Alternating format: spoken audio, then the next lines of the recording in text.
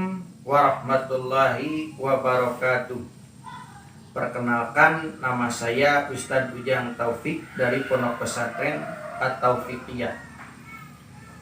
Alhamdulillah, Pondok Pesantren At-Taufiqiyah berdiri sejak tahun 2012 di atas lahan kurang lebih seluas 190 meter persegi yang beralamatkan di Desa Tambakan, Kampung Cicepot, Kecamatan Jalan Cagak, Kabupaten Subang, Provinsi Jawa Barat. Dan alhamdulillah di Pondok Pesantren At-Taufiqiyah kami juga alhamdulillah sudah mempunyai 2 asrama, yaitu 1 asrama putra dan 1 asrama putri, juga mempunyai ruang belajar 4 ruangan dan 1 aula besar untuk perkumpulan atau ngaji bersama. Dan kami ini di sini juga dibantu oleh 6 orang ustadz. Alhamdulillah semuanya alumni pondok pesantren yang sudah terkenal, termasyhur di Jawa Barat ini. Dan juga kami alhamdulillah dihuni pesantren At-Taufiqiyah dihuni oleh 70 santri. Dan di sini kitab-kitab yang dikaji itu seperti umumnya pesantren yang lain, yaitu kitab-kitab salafiyah, kitab-kitab ulama terdahulu, yaitu kitab tauhid, kitab fikih, kitab tasawuf, dan juga kitab nahwu dan shorof.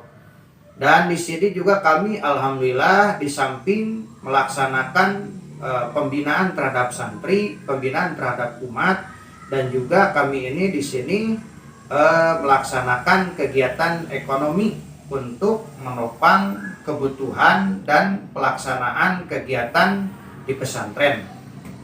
Dan kami terinspirasi bahwa pesantren ini harus mempunyai perekonomian, harus mempunyai pemasukan, harus mempunyai penghasilan. Karena pesantren kami ini tidak dipungut biaya, hanya dipungut beras saja.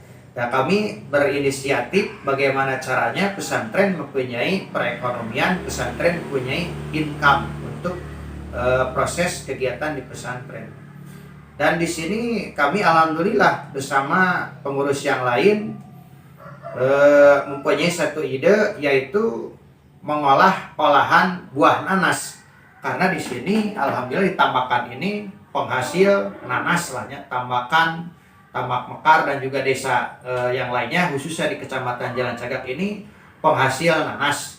Nah, kami di sini mempunyai ide, mempunyai inisiatif bagaimana nanas ini supaya lebih menarik, lebih berharga, lebih mempunyai nilai ekonomi, lebih untuk dikenal oleh masyarakat yang lainnya. Makanya kami punya inisiatif, ya sudahlah nanas ini diolah menjadi dodol nanas ya seperti ini. Yang kedua, kami punya inspirasi bahwa di samping santri itu bisa ngaji, santri itu juga harus bisa melakukan kegiatan ekonomi, harus bisa menghasilkan lah gitu. Jadi punya penghasilan, jadi menghapus dari masyarakat santri ini supaya hanya bisa ngaji saja, tidak bisa ekonomi.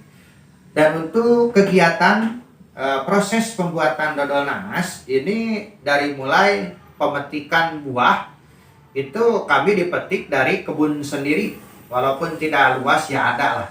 Kalau kebunnya kalau ada nanasnya kami petik di kebun, tapi kalau belum berbuah maka kami membeli di masyarakat. Setelah nanasnya terkumpul, lalu kami proses yang pertama yaitu pengupasan buah nanas. Dikupas sampai bersih, kotoran-kotoran yang hitamnya itu dihilangkan. Setelah dikupas, dicuci bersih, kemudian nanas ini di blender supaya hasilnya halus. Setelah di blender, dibuang kalau orang Sunda bilang diperas, dibuang airnya sedikit, dimasukkan ke dalam wajan, dicampur dengan bahan-bahan yang lain, yaitu ketan, tepung ketan, gula pasir, santan, dan juga pewangi. Nah, kalau masalah rasa, kalau ingin rasa dodol nanasnya ini original, segar, asam dan segar, maka gulanya dikurangi. Kalau ingin rasanya lebih manis, berarti gulanya harus ditingkatkan, ditambah, gulanya diperbanyak. Dan kalau ingin lebih gurih lagi, itu berarti santannya yang harus diperbanyak.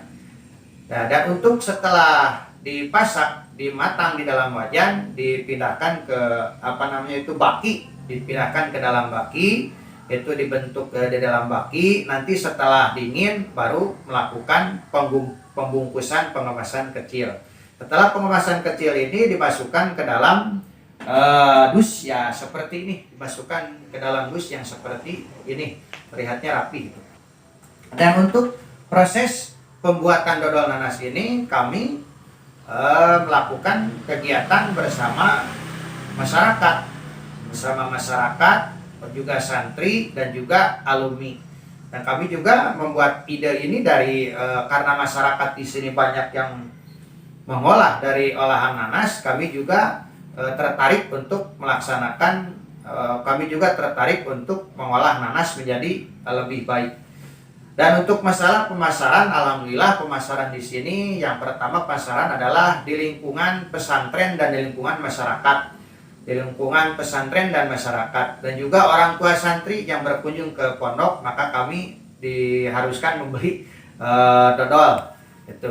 Dan juga kami memasukkan ke jongko-jongko. Di jongko-jongko yang ada sekitar sepanjang jalur Jalan Cagak ini, produk kami alhamdulillah sudah masuk. Dan juga dimasukkan ke grosir-grosir di pasar-pasar. Dan alhamdulillah juga dodol nanas ini sudah masuk ke pesantren-pesantren yang lain.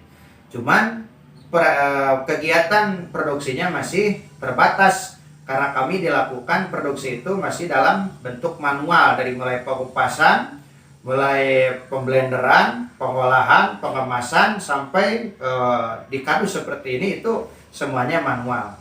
Nah, kami juga masih mempunyai kendala. Yang pertama di dalam masalah modal, kedua karyawan tetap, yang ketiga masalah pemasaran.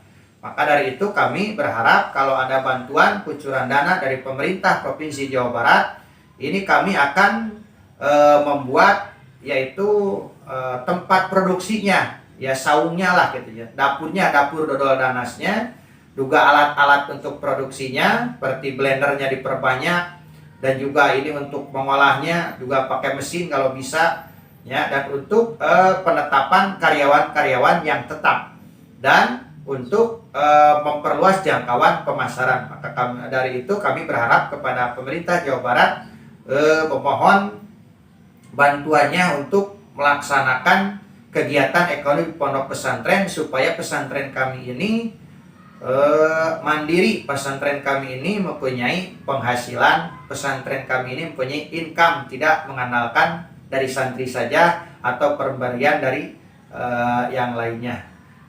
Rupanya ya itu yang saya sampaikan. Mohon maaf segala kekurangannya. Akhirul kalam. Wassalamualaikum warahmatullahi wabarakatuh.